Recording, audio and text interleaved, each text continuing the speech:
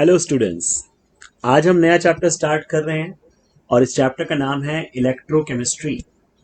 इस चैप्टर को समझने से पहले हमें ये पता होना चाहिए कि सेल क्या होता है।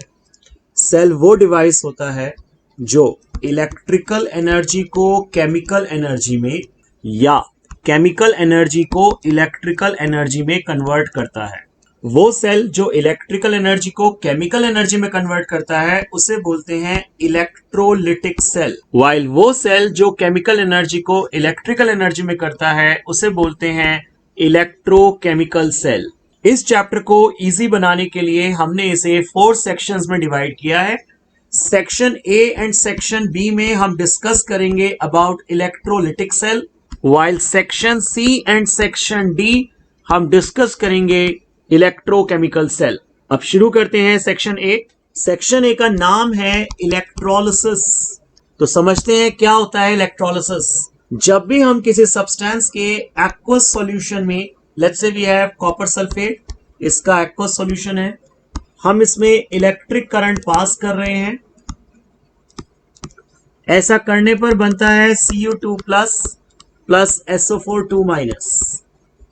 जब भी किसी सब्सटेंस के एक्वस सॉल्यूशन में इलेक्ट्रिक करंट पास करते हैं और वो सब्सटेंस अपने आयन में टूट जाता है तो इस फिनोमिना को बोलते हैं इलेक्ट्रोलिसिस। इलेक्ट्रोलिसिस होने के लिए जरूरी है कि वो सब्सटेंस का एक्वस सॉल्यूशन या मोल्टन स्टेट होनी चाहिए। नोट, इसी बात को याद रखें, जिस इलेक्ट्रोलाइट में हम इलेक्ट्रिक करंट पास कर रहे हैं वो इलेक्ट्रोलाइट हमेशा एक्वस सॉल्यूशन में हो या मोल्टन स्टेट में हो। अगर वो क्रिस्टलाइन स्टेट में है तो ऐसा करने पर इलेक्ट्रोलिसिस नहीं हो पाएगा, क्योंकि क्रिस्टलाइन स्टेट में कैटायंस और एनायंस एक दूसरे के साथ टाइटली बाउंड होते हैं और इसीलिए इलेक्ट्रिक करंट पास करने पर ये अपने आयंस में नहीं टूट पाएंगे। चलिए देखते हैं कैसे होती है इलेक्ट्रिक करंट पास। हमारे पास ये कंटेनर है। इस कंटेनर में हमने ग्रेफाइट की रॉड ली हैं और इनको हमने बैटरी के पॉजिटिव और नेगेटिव टर्मिनल से अटैच किया। जिसे पॉजिटिव से अटैच करते हैं उसे एनोड कहते हैं, जिसे नेगेटिव से अटैच करते हैं उसे कैथोड कहते हैं।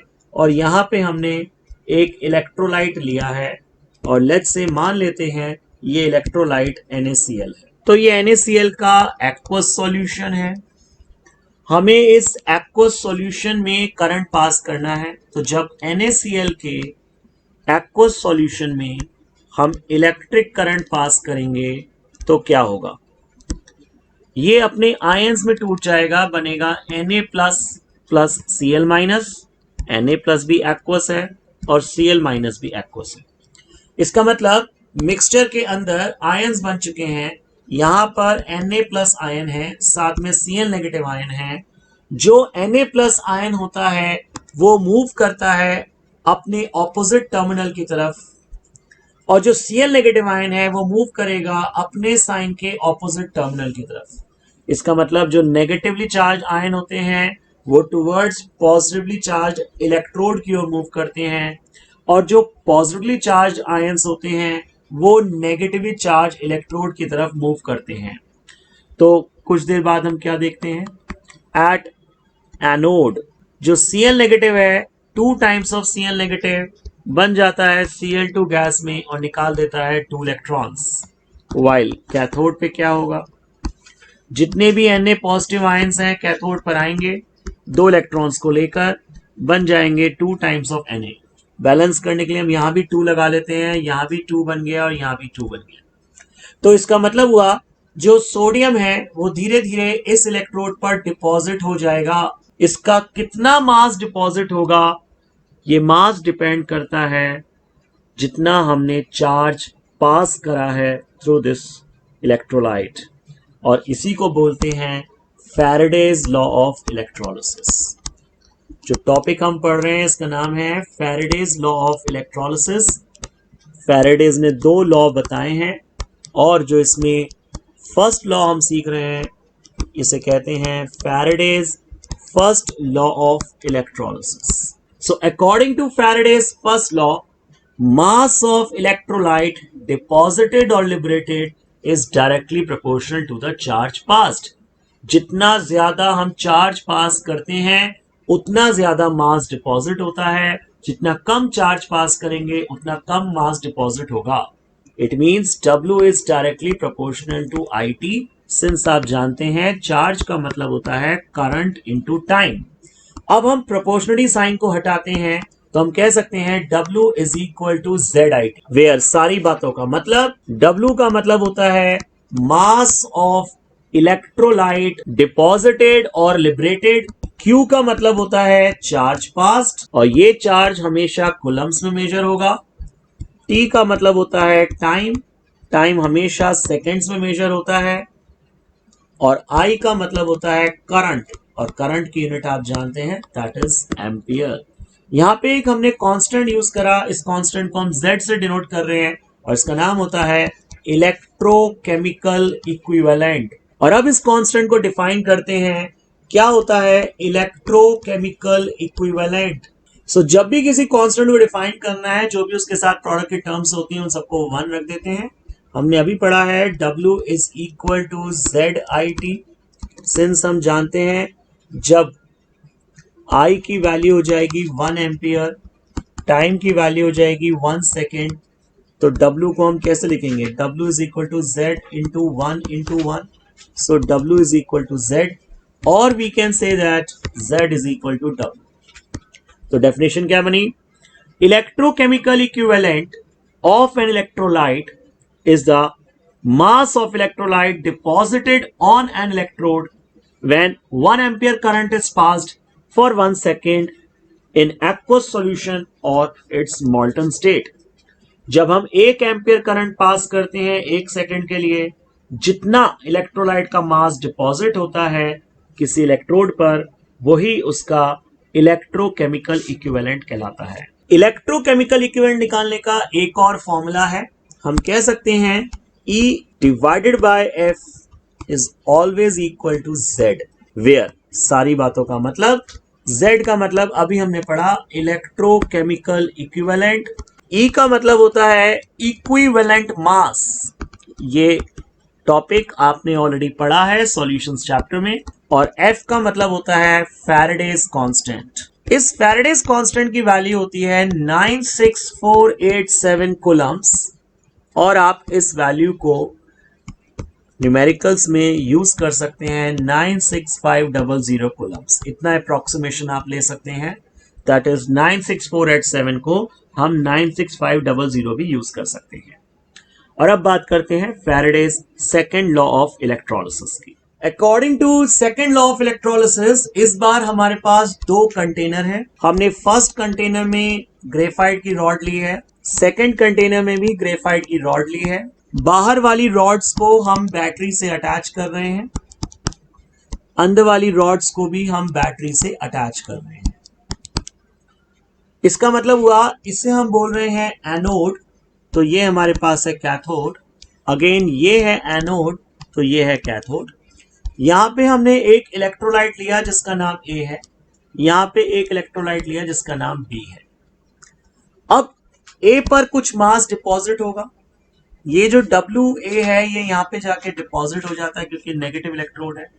सिमिलरली WB भी यहां पे जाके डिपॉजिट होगा.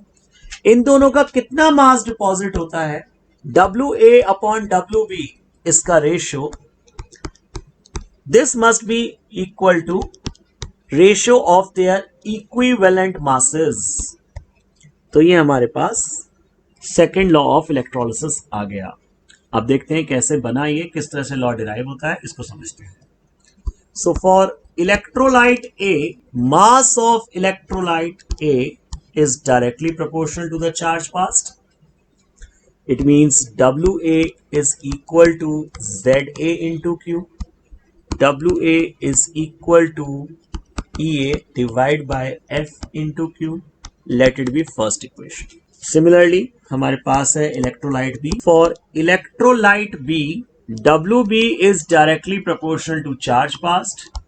WB is equal to ZB into Q. WB is equal to EB divided by F into Q.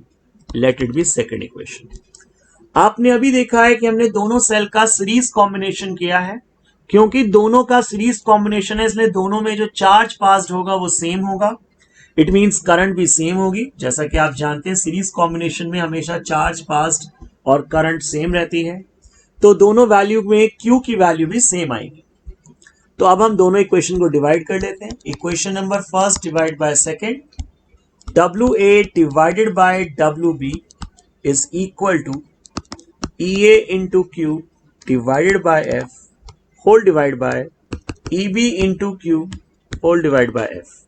आप देख रहे हैं क्या क्या वैल्यू कट रही है। Q वैल्यू से Q कट रही है क्योंकि दोनों में चार्ज पास बिल्कुल सेम है, फैराडे कांस्टेंट की वैल्यू बिल्कुल सेम है।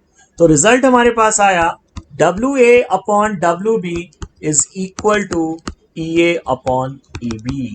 तो कैसे बोलेंगे हम स्टेटमेंट? जब भी दो या दो से ज्यादा सेल्स को हम सीरीज कॉम्बिनेशन करते हैं, इसका मतलब सेम अमाउंट ऑफ करंट या सेम अमाउंट ऑफ चार्ज इनमें पास होता है।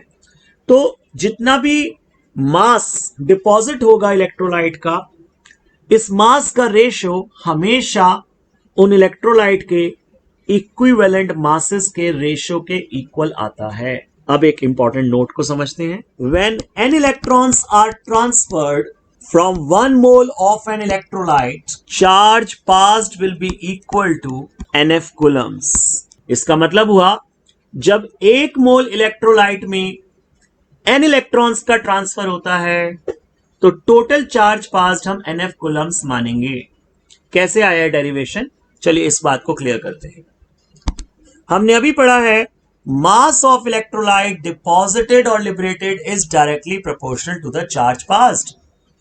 इसका मतलब हुआ W is equal to Z into Q, क्योंकि प्रोपोर्शनलिटी हटाने के लिए हमेशा एक कांस्टेंट Z लेते हैं। सिंस हम जानते हैं Z का मतलब होता है equivalent mass divide by Faraday's constant, तो हम लिख सकते हैं W is equal to E divide by F into Q। It means W is equal to E का मतलब हमने पहले पढ़ा है, that is molecular mass divide by n factor, तो इसे लिख सकते हैं molecular mass by n factor into Q divide by F, और we can write it as m into Q divide by NF। अब हम m को डिनोमिनेटर में ले जाते हैं, तो W divide by m is equal to Q divide by NF। What is the meaning of W divide by m? ध्यान से देखिए, W स्टैंड्स फॉर मास और m का मतलब है मॉलिक्यूलर मास। मास अपॉन मॉलिक्यूलर मास का मतलब होता है मोल। हमारे पास मोल निकालने का एक और फॉर्मूला आ गया, that is Q divide by NF। लेकिन अभी हमने स्टेटमेंट में बोला कि मोल की वैल्यू 1 है। अगर मोल 1 होता है तो हम लिखेंगे 1 is equal to Q divide by NF, और we can say that Q is equal to NF। इसका मतलब हुआ charge passed is equal to NF coulombs. यही नोट था कि जब 1 मोल इलेक्ट्रोलाइट में n इलेक्ट्रॉन्स का ट्रांसफर होता है तो चार्ज पास्ड NF कूलम्स होता है। आइए इस पे अब बेस्ड कुछ क्वेश्चंस करते हैं। इस क्वेश्चन में हमसे पूछा गया है how much charge is required for the following reductions. First part में हमें बोला है 1 mole of aluminium 3+ to aluminium. चलिए फर्स्ट पार्ट को समझते हैं। एल्यूमिनियम 3+ से हमें एल्यूमिनियम बनाना है, इसका मतलब हमें 3 इलेक्ट्रॉन्स को ऐड करना होगा। तो नंबर इलेक्ट्रॉन्स ऐड हो गए हमारे पास 3। अब फॉर्मूला लगाते हैं, mole is equal to Q divide by NF। अभी ये फॉर्मूला हमने सीखा है, तो हम कह सकते हैं मोल की वैल्यू 1 है, Q हमें निकालना है और N की वैल्यू 3 है, तो charge passed is equal to 3F। इस तरह से हमने आंसर बता दिया। चलिए अब सेकंड पार्ट को समझेंगे। सेकंड पार्ट में हमसे कहा जाता है 1 mole of Cu2+ to copper, तो इसका मतलब हमारे पास है Cu2+, इसे हमें कॉपर में कन्वर्ट करना है, 2 इलेक्ट्रॉन्स का ट्रांसफर करना पड़ेगा, तो N की वैल्यू 2 है। फिर से फॉर्मूला लगाइए, मोल का फॉर्मूला होता है Q divide by NF। Mole की वैल्यू 1 है, Q हमें निकालना है, N की वैल्यू 2 है इंटू F, तो क्रॉस मल्टीप्लाई करने पर आंसर आ गया Q is equal to 2F। Question के थर्ड पार्ट में कहा गया है 1 mole of MnO4- to Mn2 positive. हमारे पास MnO4 नेगेटिव है, इसे हमें Mn2 पॉजिटिव में बनाना है। अब राइट हैंड साइड पे देखें तो सिर्फ Mn2 पॉजिटिव है, जबकि लेफ्ट हैंड साइड पर हमारे पास पर मैंगनेट आयन है। तो पहले आप मैंगनीज का ऑक्सीडेशन नंबर निकालें। ऑक्सीडेशन नंबर ऑफ मैंगनीज हमने x मान लिया, तो x plus 4 times of -2 is equal to -1, x minus 8 is equal to -1, x is equal to +7। इसका मतलब पर मैंगनेट आयन में मैंगनीज के ऊपर +7 चार्ज होता है और इसे कन्वर्ट करना है मैंगनीज +2 चार्ज में। +7 और +2 का डिफरेंस है 5, इट मींस हमें 5 इलेक्ट्रॉन्स को ऐड करना होगा। तो n की वैल्यू हमारे पास 5 आ गई है। अब फॉर्मूला लगाइए, तो फॉर्मूला हमारे पास होता है mole is equal to Q divide by NF। Mole की वैल्यू हमें पता है, that is 1 is equal to Q divide by 5 into F, और हम कह सकते हैं charge passed is equal to 5F।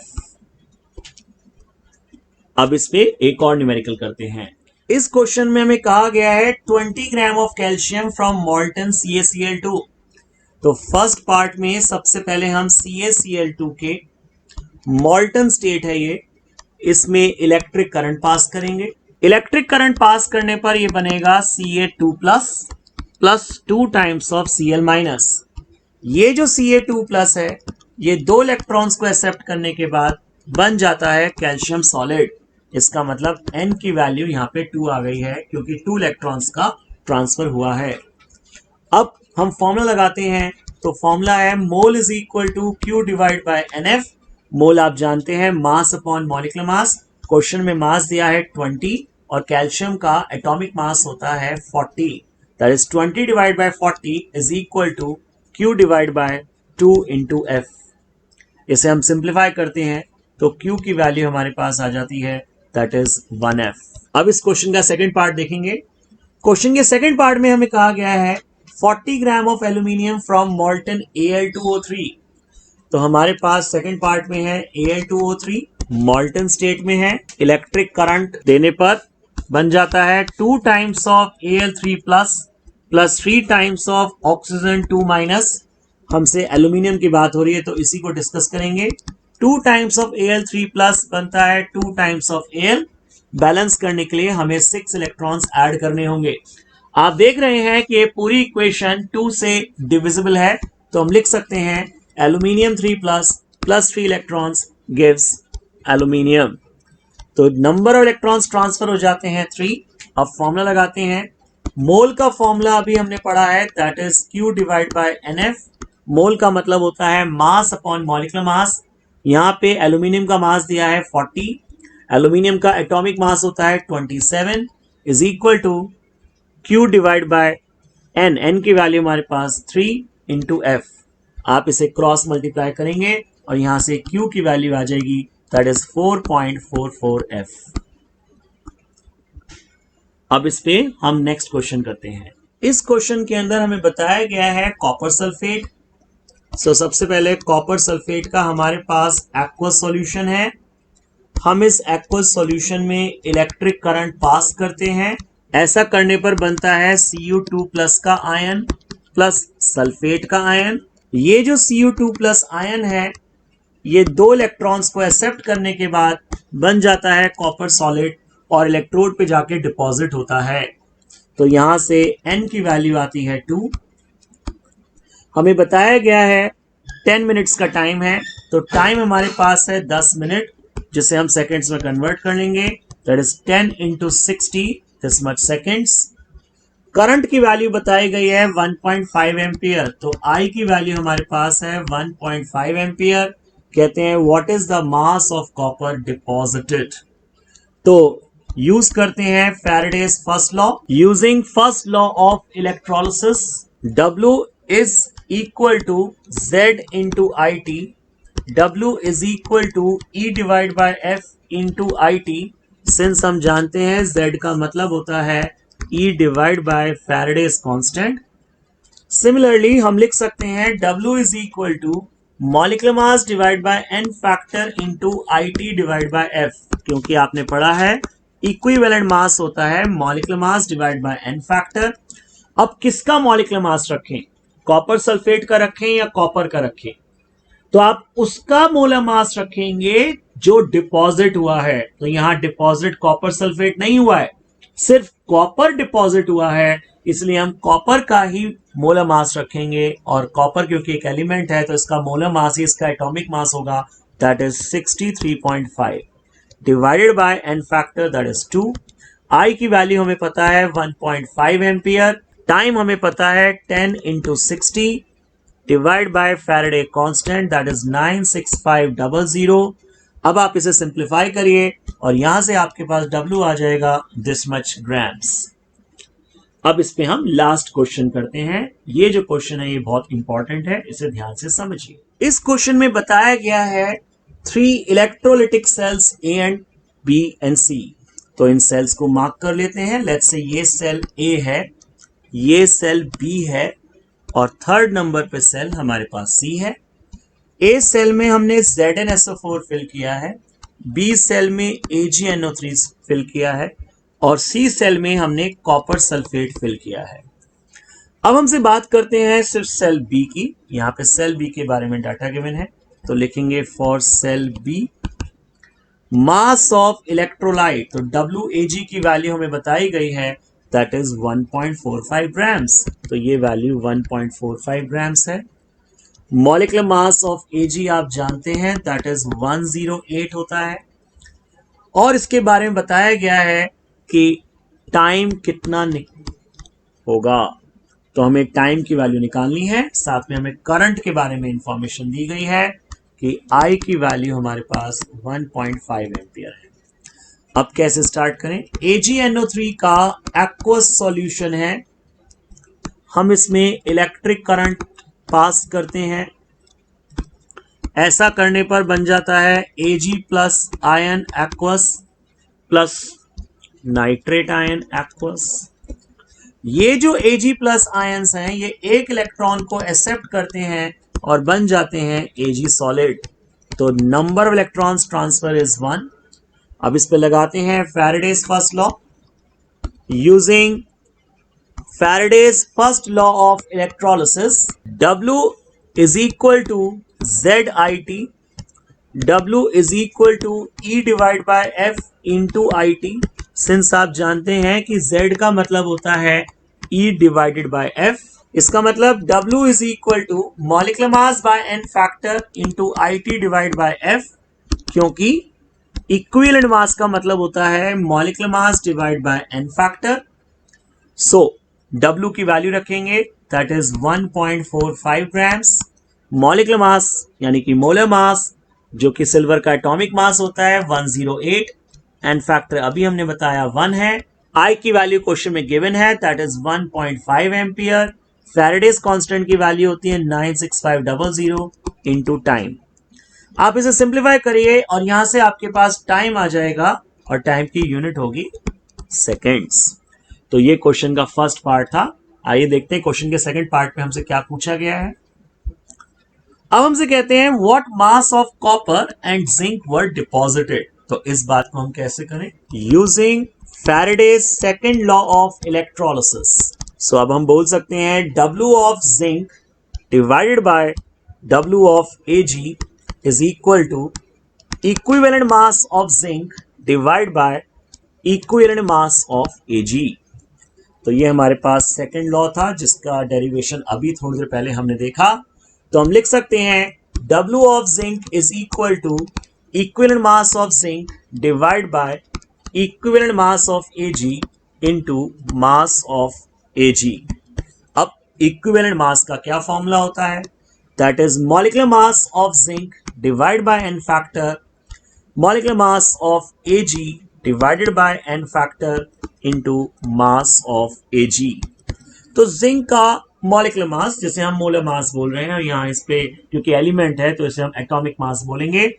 So zinc का एटॉमिक मास होता है 65.3 डिवाइडेड बाय n फैक्टर होता है उसका 2 होल डिवाइड बाय सिल्वर का एटॉमिक मास होता है 108 divided by 1 into mass of silver that is 1.45 grams.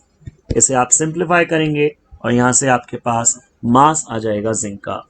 इसी तरह से क्वेश्चन का थर्ड पार्ट करते हैं। Using Faraday's second law of electrolysis, so mass of copper divide by mass of Ag is equal to equivalent mass of copper divided by equivalent mass of Ag. So हम कह सकते हैं mass of copper is equal to equivalent mass of copper divided by equivalent mass of Ag into mass of Ag. और we can say that equivalent mass of copper को लिख सकते हैं molar mass of copper divided by n factor molar mass of Ag divided by n factor into mass of Ag. Copper का molar mass होता है, that is उसका atomic mass होता है 63.5 एंड फैक्टर होता है 2। सिल्वर का एटॉमिक मास होता है 108 divided by 1 into mass of Ag जो कि हमें क्वेश्चन में बताया गया है दैट इज 1.45 ग्राम्स।